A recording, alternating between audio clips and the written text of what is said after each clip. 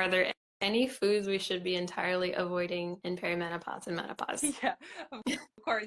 So you probably already know what my answer will be. I'm very much in the camp of that. All foods fit. And when I work with a client, I'm never going to tell them like, don't eat something.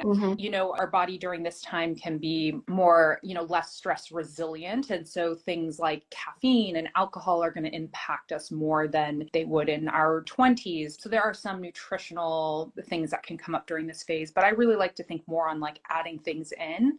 So how do I stabilize my energy, especially if like sleep is getting disrupted during this time, or I'm more tired during the day. And so adding in things like some nutritional density, some protein, some fiber. And if you want the candy bar, it's like, that's okay. So add things in order to balance out that big picture. So that's how I approach that question. Yeah. No, I agree. Clinically, I usually say, let's think more about what we can add rather than what we should take out. Although I do say, go ahead and ditch the soda. That's the one thing that I say.